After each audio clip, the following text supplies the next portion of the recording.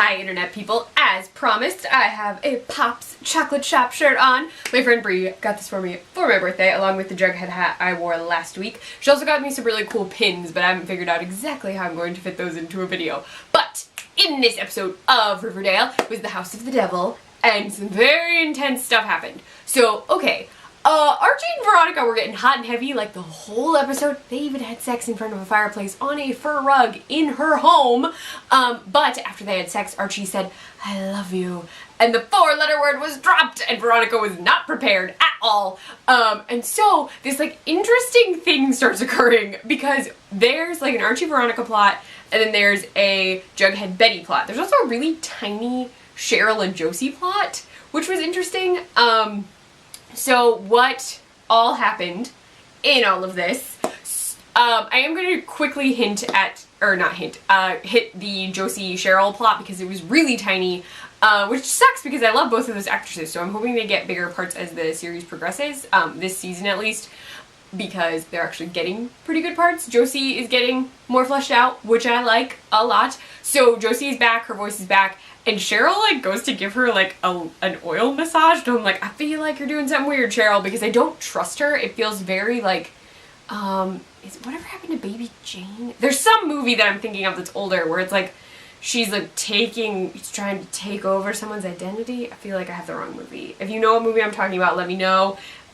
Single white female! Single white female! Cheryl is single white female like Josie! That's what it is. Sorry, I was like, I know the movie, I know the movie, I know the movie, I know the movie. Come on. So like that weird thing is happening and the janitor is like popping up periodically throughout this, so keep in mind he plays an important part at the end, and I was like, ooh, well not at the end, near the end. That was very interesting. So Cheryl's being weird. Josie has also been offered a gig at the opening of a car dealership, which in the comics that they've been doing as a companion to this, they showed Josie playing at a car dealership, and I don't know. I don't think, like, they're connected. I don't know if they're technically, like, officially canon together or if it's, like, two separate canons. I'm not sure.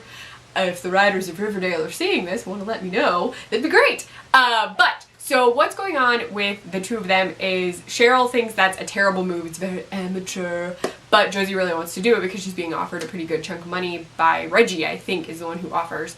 So that's their plot all together. That's the end of it. That's Cheryl and Josie this week. But what's happening is Archie and Veronica have the I love you situation on, but they're also asked by Betty and Jughead to be Betty and Jughead. So Betty and Jughead are still trying to research the Ripper and Black Hood connection. Jughead finds some stuff about the house, and Betty says that no, that's the house I went to, like that's definitely the house. Maybe it's somehow connected to the Black Hood, maybe that's the guy, like maybe the Reaper is Black Hood, and Jughead's like, we've been like his 60s, maybe it's possible, like they're trying to figure all that out, but Betty doesn't want to go back to the house, but they need to go back to that house to research it. So they're also going to plan a party for FP. This comes up a little bit later, but FP got out of prison, and it's definitely connected to our very shady snake charmer, Penny, who Jughead was not supposed to talk to. So apparently whatever deal he did actually helped get FP out of prison, and so she can keep using Jughead to do what she wants. She can keep charming him to get whatever she wants out of him. So he finds that out. FP is actually trying to go straight. He gets a job at Pops. He doesn't want to be in the Serpents anymore. He's in AA. These things are all great and fabulous, and I was real proud of him. I really was. I was super proud.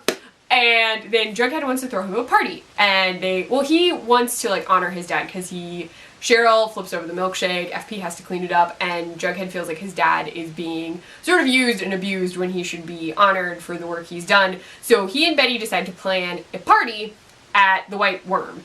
And Betty sort of kind of plans it with Tony and Jughead, but when she meets with Tony, she says she wants to be part of Jughead's world, that's like why she's helping, but she wants to be like sort of serpent adjacent. And when she says that, an older woman at the bar starts like, like one of those I've lived in a bar sort of laughs. I feel like you'll know what I'm talking about if you've watched a lot of old movies. But it turns out there's this thing called the snake dance.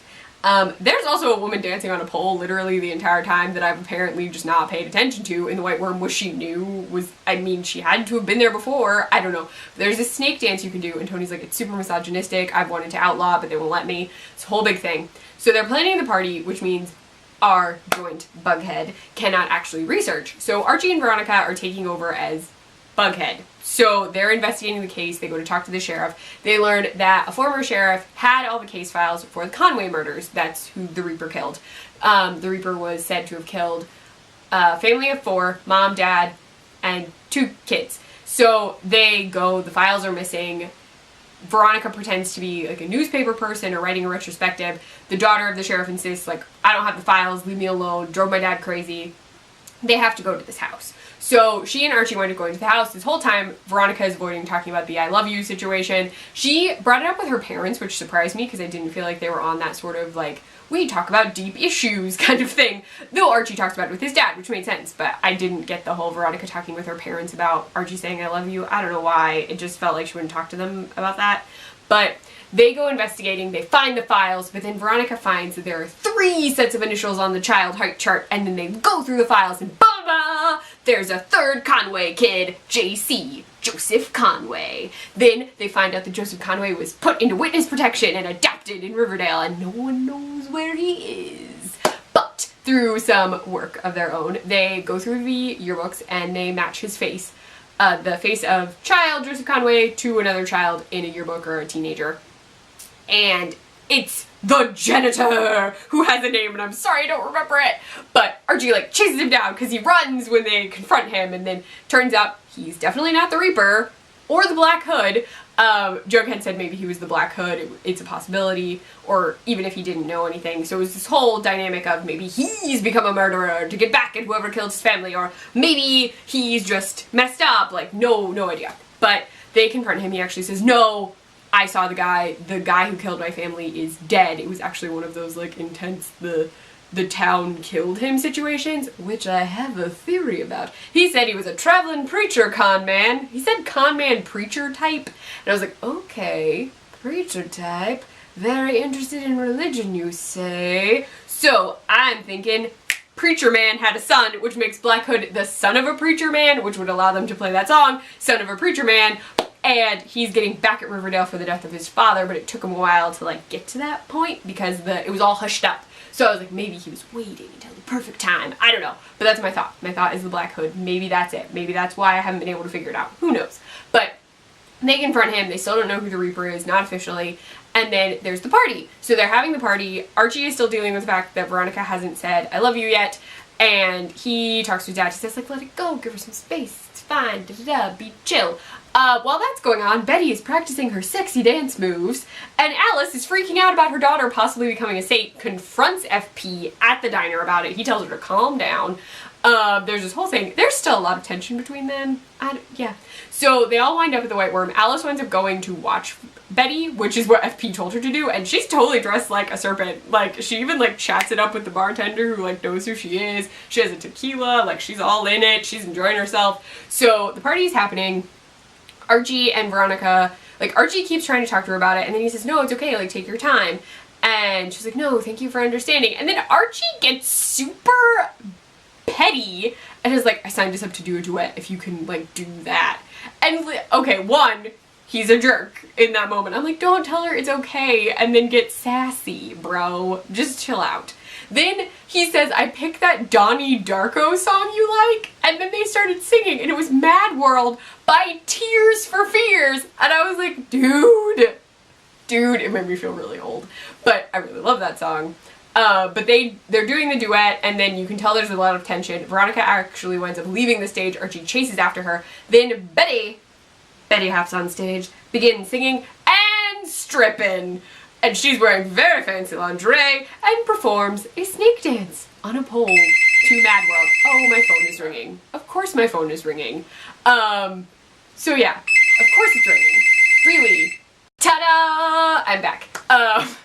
Sorry, the phone started ringing, which totally, like, threw off everything. We have a landline in my house. I'm sure you're very surprised about that, but I do, and I can't, like, unplug the landline, so there we go. But Betty did the snake dance, and Jughead was super pissed about it, her mom was super pissed about it, FP came up and put a jacket on her when she was over and made everyone give her a round of applause. So yeah, now she's technically serpent adjacent, and then FP announced that he's not retiring, he's going to stay a serpent because that's the people who are his family. And then, like, after that rousing and exciting moment, he talks to Jughead in a whisper while, like, hugging him and says, I asked you not to do one thing, and you went to the snake charmer, and now I'm in, you're out. You broke my heart, Jughead. And I was like, FP. Oh, boy. Oh, the pain. So Jughead is super upset. Then Jughead sees Betty and wants her to leave because he doesn't want to destroy her life because he feels like he destroyed his dad's life, which is awful. And then, on top of that, Archie and Veronica are having a thing about I love you. And so Veronica breaks up with Archie, and then Jughead breaks up with Betty. Yeah, all that happens. Then everybody goes their separate ways. Veronica's crying. Jughead is obviously upset. Betty's upset. Archie's upset. Then, when they're back at home, Archie looks out his window at Betty while shirtless, and then Betty looks at Archie. And I'm pretty sure that means Archie and Betty are gonna have sex, because Archie apparently is having a lot of sex this season. I don't know. But yeah, no, this episode was really cool. There were a lot of reveals. I did really like the party. I think throwing a serpent-themed party. I don't know why I air quoted, but like a serpent-inspired party would be fun. Just like jokey, everyone wears leather jackets and drinks out of shot glasses while Mad World plays in the background. I really like that song. So let me know your thoughts on this episode of Riverdale in the comments below or over on Twitter. I'm at CliffNotes. You can find me on my blog, cliffnotes.wordpress.com. I write for the Nerdy Girl Express, thenerdygirlexpress.com, and over on the Snapchat, the Nerdy Girl EXP. Bye, Internet people.